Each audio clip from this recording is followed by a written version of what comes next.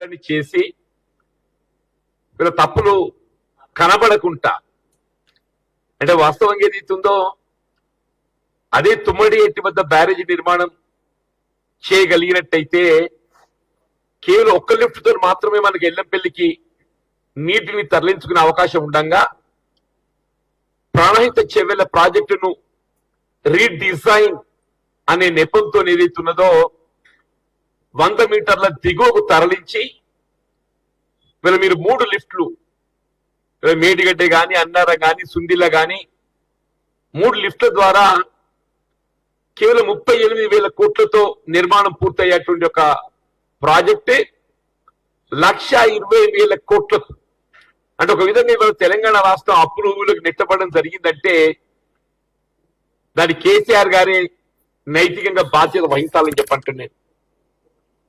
ఆ ప్రాజెక్ట్ కూడా ఏదైతుందో మొన్న అక్టోబర్ లో మన మేడిగడ్డ బ్యారేజ్ కుంగిపోయి ఆల్మోస్ట్ 6-7 పియర్స్ ఏదైతుందో పూర్తి కురింగిపోయి నీటి నిల్వ చేసే అవకాశం లేకుండా అయి మనం మొన్నటి వేసవిలో కూడా నీటిని లిఫ్ట్ చేసుకోలేకపోయినాం.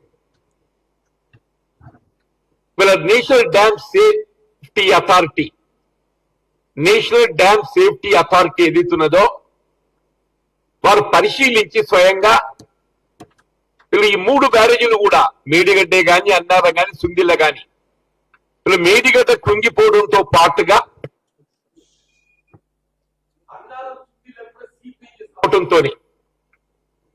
ఈ 3 కూడా నీటిని నిల్వ చేయకూడదు,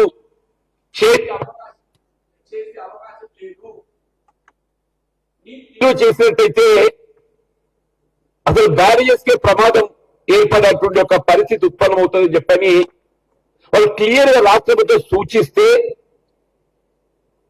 ఇవాళ అందులో మీరు కన్నెపల్లికి వెళ్ళి వాటర్ లిఫ్ట్ చేయొచ్చు కదా. కన్నెపల్లికి వెళ్ళి వాటర్ లిఫ్ట్ చేస్తే అన్నారం సీపేజ్ ఉన్నది, సుందిల సీపేజ్ ఉన్నది. నేషనల్ డ్యామ్ సేఫ్టీ అథారిటీ కేంద్ర ప్రభుత్వ పరిశీలనలో ఉన్నటువంటి ఎన్డీఎస్ఏ వాళ్ళు స్వయంగా ఏదైతుందో 3 బ్యారియర్స్ కూడా ఏదైతుందో నిర్మాణాత్మకంగా లోపాలు చోటు చేసుకున్నాయి. డిజైన్స్ లోపం, నిర్మాణ లోపం, నిర్వహణ లోపం ఇవన్నీ పరిశీలించే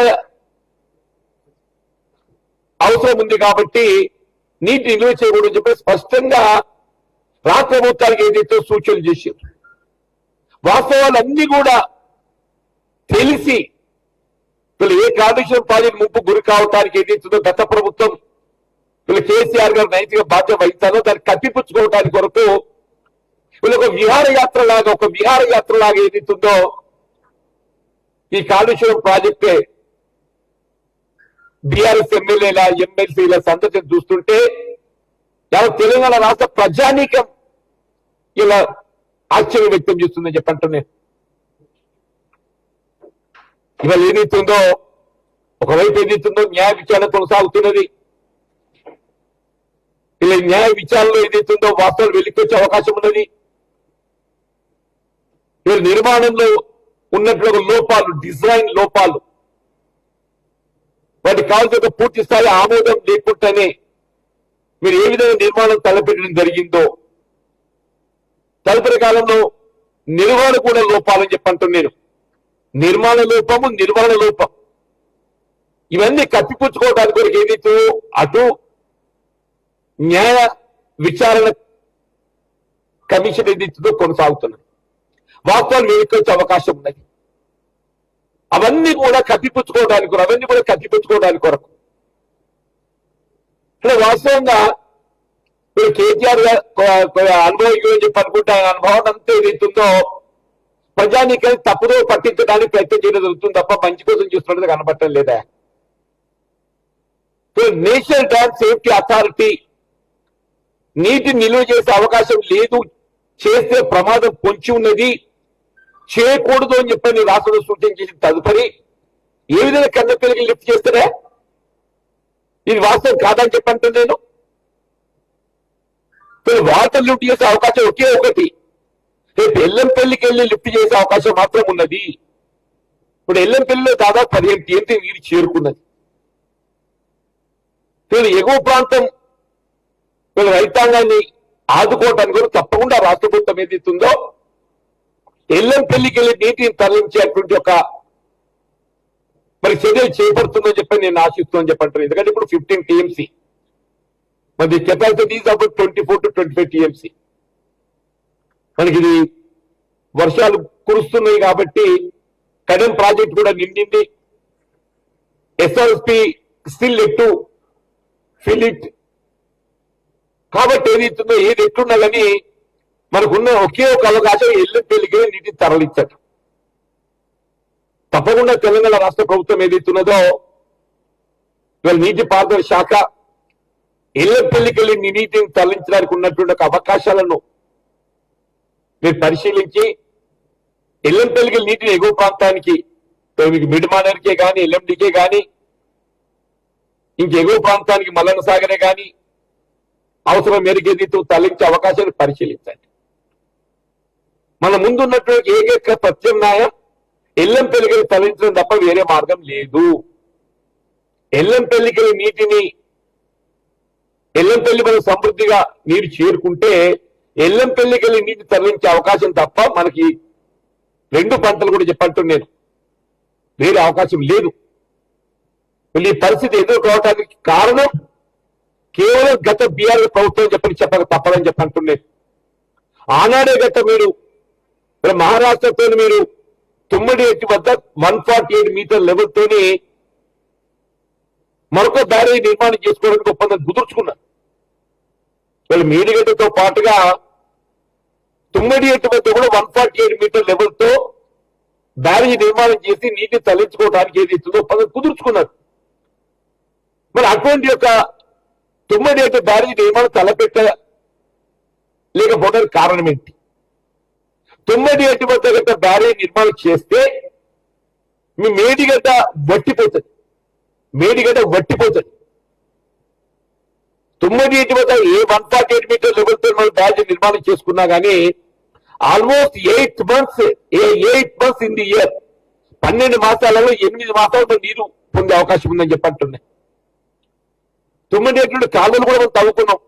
అఫ్ కోర్స్ కాలువలు 152 మీటర్ లెవెల్ డిజైన్ తో తవ్వుకున్నా కానీ కాలువలు రీడిజైన్ చేసి 148 లెవెల్ తోని మన నీటిని తరలిస్తే ఒకే ఒక్క లిఫ్ట్ తో ఏదైతుందో మనకి ఎల్లంపల్లికి నీరు చేరుకుంటుంది. ఇవన్నీ కూడా మీరు గత ప్రభుత్వం ఏదైతుందో నిర్లక్ష్యం చేసి ఈ తుమ్మడేటి బ్యారేజ్ కూడా ఏదైతే వార్తాలు తరలించేయాలని ఒక పుట్ల కూడా చేపట్టింది.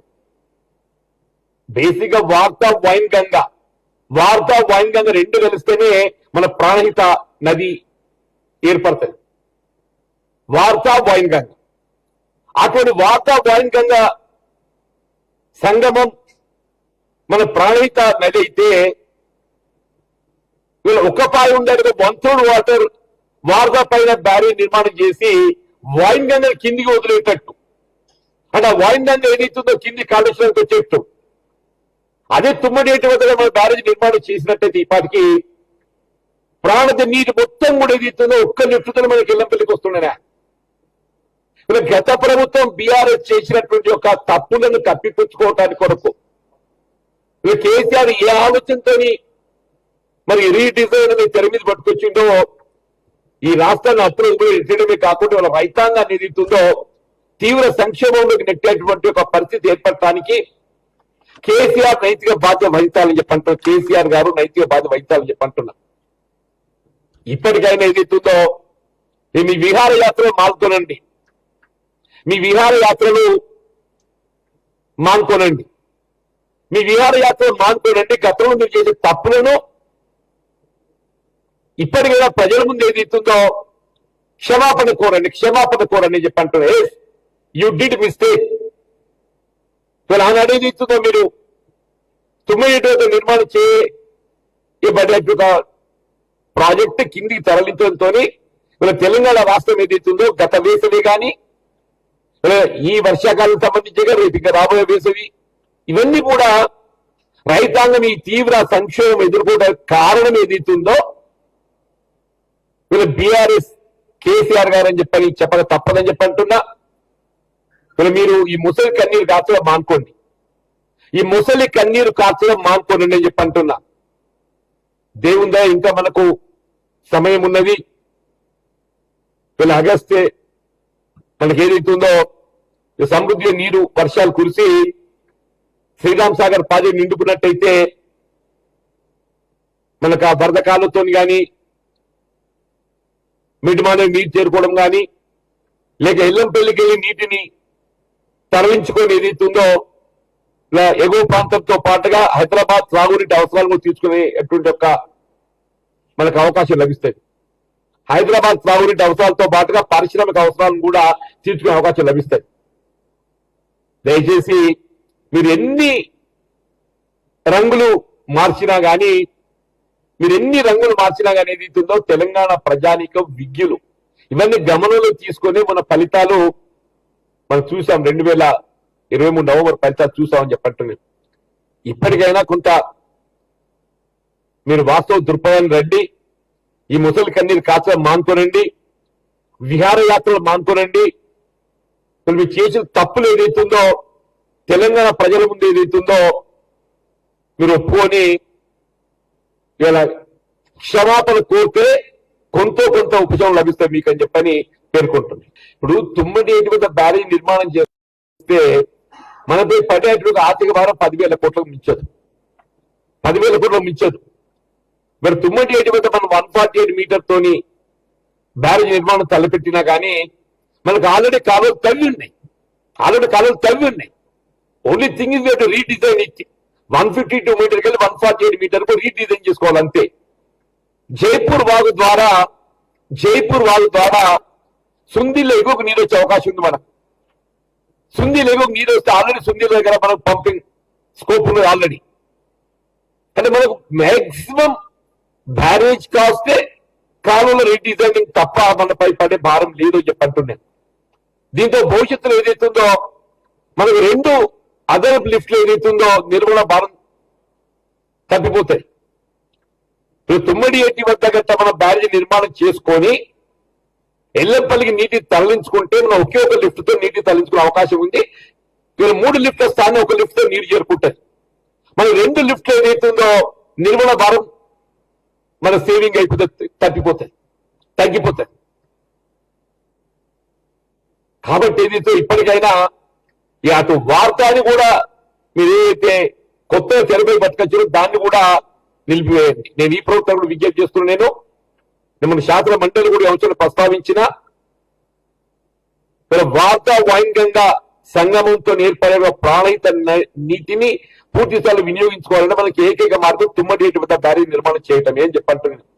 తుమ్మడి ఏటి వద్ద బ్యారేజ్ నిర్మాణం చేస్తేనే కానీ తెలంగాణ రాష్ట్రానికి ఏదైతుందో భవిష్యత్తులో నిర్వహణ భారం తగ్గిపోతుంది, మన నీరు సమృద్ధి చేరుకుంటుంది.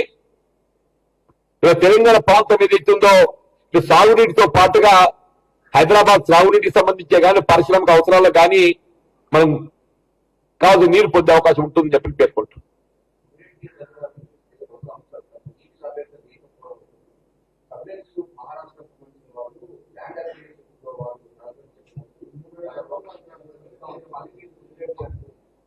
ఇప్పుడు తుమ్మిడేడులో బ్యారేజ్ నిర్మాణం చేస్తే అంత మనం ముందుకు 1800 ఎకరాలే, అంత 1800 ఎకరాలని చెప్పంటున్నాను. 1800 ఎకరాల వాళ్ళకి కావాల్సింది ఏంటి? Rehabilitation package. ఎక్కడ బ్యారేజ్ నిర్మాణం చేసే రిహాబిలిటేషన్ ప్యాకేజ్. ఇది అంతర్రాష్ట్ర ఒప్పందంలో భాగంగా ఏదైతుందో ఇటువంటి ప్రాజెక్టు నిర్మాణానికి కేంద్ర ప్రభుత్వం చొరవ తీసుకుంటాయి. 148 మీటర్ లెవెల్లో బ్యారేజ్ నిర్మాణం చేపట్టడానికి మహారాష్ట్ర ప్రభుత్వం ఇన్ ప్రిన్సిపల్ రిటర్న్ అగ్రిమెంట్ ఉంది. ఇదే కేసీఆర్ గారు ఏదైతుందో ఇదే కేసీఆర్ గారు ముఖ్యమంత్రిగా మహారాష్ట్ర పర్యటనలో భాగంగా మేడియేటర్ వద్ద 100 మీటర్ల లెవెల్ తో బ్యారేజ్ నిర్మాణం చేయడంతో పాటుగా తుమ్మడి ఏటి వద్ద 148 మీటర్ లెవెల్ తో బ్యారేజ్ నిర్మాణం చేసుకోవడానికి ఒప్పందం కుదుర్చుకోవడం జరిగింది. In principle Maharashtra government has agreed that return agreement is also there. ఈనాటికైనా తెలంగాణ రక్షణ తుమ్మడి ఎత్తి ప్రాజెక్టు బ్యారేజ్ నిర్మాణం మాత్రమే తెలంగాణ రాష్ట్రానికి రక్షణ అని చెప్పని పేర్కొంటుంది.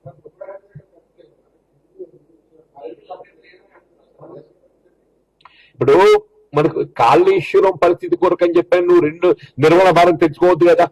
మీకు అదే కాళేశ్వరం దగ్గర నుండి గట్ట నీటిని తరలిస్తే 3 లిఫ్ట్లు అవసరం పడుతున్నాయి. మేడిగడ్డ, అన్నారం, సుందిల్ల. మీరు తుమ్మడి ఏటి వద్ద నుండి గట్ట నీటిని తరలిస్తే ఒకే ఒక లిఫ్ట్ తో ఏదైతుందో నీరు ఎల్లపిల్లి చేరుకునే అవకాశం ఉంది. అంటే భవిష్యత్తులో మనకి ఏదైతుందో 2 లిఫ్ట్ల నిర్వహణ భారం తగ్గిపోతుంది. మేడిగడ్డ, అన్నారం 2 లిఫ్ట్ల నిర్వహణ భారం తగ్గిపోతుంది. ఒకటి ఇవాళ ఏదైతుందో తుమ్మడి ఏటి వద్ద నీటి లభ్యత వ్యాప్కోజ్ రిపోర్ట్ ఉంది. దయచేసి మీకు ఏదైతుందో తుమ్మడి ఏటి వద్ద నీటి లభ్యతకు ఏదైతుందో వ్యాప్కోజ్ రిపోర్ట్ ఉంది. ఆ వ్యాప్కోజ్ రిపోర్ట్ ఏదైతే కనుమరుగు చేసి ఇప్పుడు కేసీఆర్ గారు ఏదైతుందో ఎంతవరకు ఏదైతుందో ఈ మేడిగడ్డని తెరపై పట్టుకురావాలి, ఒక లిఫ్ట్ అనేది తెరపై తేవాలనేది ఆయన ఆలోచనతో ఇదంతా చేసి రాష్ట్రాన్ని అప్రూవల్ పెట్టిందని చెప్పి అంటున్నా. మరి 147 మీటర్ల లెవెల్లో మీకు ఎంతైతే నీటి లభ్యత ఉన్నదో ఆ వాయిన్ గంగా ఏదైతే మీ ప్రాణహితులు కలుస్తుందో అదే మీకు ఇక్కడ కాళేశ్వరంకి వస్తుంది, అదే కాళేశ్వరానికి వస్తుంది. మీకు అదే నీరు సమకూరేది ఏం లేదు ఇక్కడ కూడా. తుమ్మడి ఎటువంటి మన నీరు ఎంతైతే సమకూరుతుందో అదనంగా మీకు ఎప్పుడు వస్తుంది? ఓన్లీ ఫ్లడ్ సీజన్ 3 మాసాలు మాత్రం అధికంగా వస్తుంది కాళేశ్వరంలో. డెఫినెట్లీ సంవత్సరంలో 3 మాసాలు మాత్రం అధికంగా వచ్చే అవకాశం ఉన్నది. 9 మాసాలు మీకు తుమ్మడి ఎటువంటి ఎంత నీటి లభ్యత ఉంటుందో కింద కూడా అంతే లభ్యత ఉంటది. కేసీఆర్ గారు ఏదైతుందో ఆయన స్వీయ ఆలోచనతో ఏ విధమైన ఒక టెక్నికల్ సాంకేతిక నిపుణుల యొక్క సలహాలు, సూచనలు పరిగణలోకి తీసుకోకుండా ఇలా రాష్ట్రాన్ని అప్రూవల్ నెట్టడమే కాకుండా ఇంకా ఈ పరిస్థితి ఎదురవుతుందని చెప్పంటున్నాను.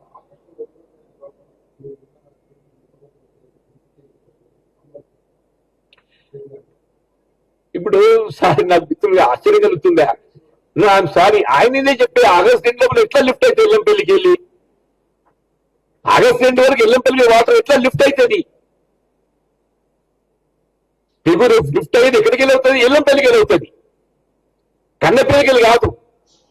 కన్నెపల్లికి కాదు. ఆయన కూడా తెలుసు ఎట్లాగేదైతుందో ఎల్లంపల్లిలో నీరు చేరుకుంటుంది. Already it has reached 15 TMC నీటి లభ్యత వస్తున్నది. ఈ 4 రోజులు ఏదైతుందో 20 టీఎంసీ క్రాస్ అయిపోతుంది. ఆటోమేటిక్ ఏదైతుందో మీరు మీ ఎల్లంపల్లికి వెళ్ళే నీటిని ఎగువ ప్రాంతం తరలించే అవకాశం ఉన్నది. మేము కూడా పోతాం తరలించాలని చెప్పని తరలిస్తాం. మీకు దయచేసి నేను మీకు ఇప్పుడే పేర్కొన్నా సార్, నేను నేషనల్ డ్యామ్ సేఫ్టీ అథారిటీ ఏదైతున్నదో ఇలా మేడిగడ్డతో పాటుగా అన్నారం, సుందిల్లో కూడా బ్యారేజ్ సీపేజ్ ఉన్నది. అందులో నీటి నిల్వ చేయడం ఏదైతుందో అది ప్రమాదం పొంచి ఉన్నది. ఏ విధంగా మేడిగడ్డ బ్యారేజ్ కుంగిపోయిందో నీటి నిల్వ చేస్తే అన్నారం కానీ సుందిల్ల గాని ఆ బ్యారేజ్ కూడా కుంగిపోయేట్టుగా ప్రమాదం పొంచి ఉన్నది. కాబట్టి ఏదైతుందో మీరు నీటి నిల్వ చేసేయడం ప్రమాదకరమని హెచ్చరించి నేషనల్ డ్యామ్ సేఫ్టీ అథారిటీ ఏదైతే రాష్ట్రం సూచించింది. Not to store water even in Annaram and Sundilla also. ఇవన్నీ తెలిసి కేటీఆర్ గారు ఏదైతుందో వాళ్ళ తప్పులు కప్పిపుచ్చుకోవడానికి కొరకు ఒక విహారయాత్ర చేపట్టి ఇంకో ఇది పెట్టిండా. ఆయనకు తెలిసిన పిల్ల పేరు లిఫ్ట్ చేస్తామని చెప్పండి. కేటీఆర్ నిలే కాదు, మీరు ఏ సెకండ్ ఆగస్ట్ డెడ్ లైన్ అంటుండో ఏ డెడ్ లెక్కలేదని ఇంకా నేను అనుకుంటే అంతగా ముందే లిఫ్ట్ అయిపోతుంది 100%. ఇంకేముందే లేకుంటే నిజంగానే వాళ్ళు బుద్ధిమంతులు అయినట్టయితే అదే మేలో జూన్లో విజిట్ చేయాలి. జూన్లో విజిట్ చేస్తే ఆ కుంగిపోయినటువంటి పిఎస్ కనబడుతుండే. అసలు కారణం ఏంటి, ఎట్లా కుంగి ఏంటి అనేది. ఇప్పుడు గోదావరి ఫుల్ స్వీప్ లో ఫ్లో అవుతుంటే వాళ్ళు ఏం చూస్తున్నారే? గోదావరి ఏది ఇస్తున్నది వల్ల ఫుల్ ఫ్లో స్వీప్ లో ఫ్లో అవుతుంటే వాళ్ళు ఏం చూస్తున్నారు, ఏం గమనిస్తుండ్రు? మొత్తం పిఎస్ అనేది నీటిలో ఉన్నాయి.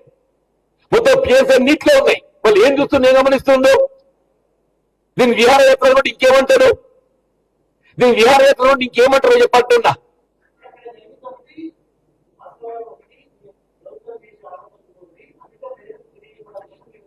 నేనేమంటున్నా, నేను నిజంగా పోతే తెలియజెప్పాలంటే మీరు మే జూన్ లో విధులు చేసింది ఉంటుంది అంటూ నేను ఆడ ఏడైతే 16 నుండి 21, 22 పిఎల్ కుంగిపోయినాయి.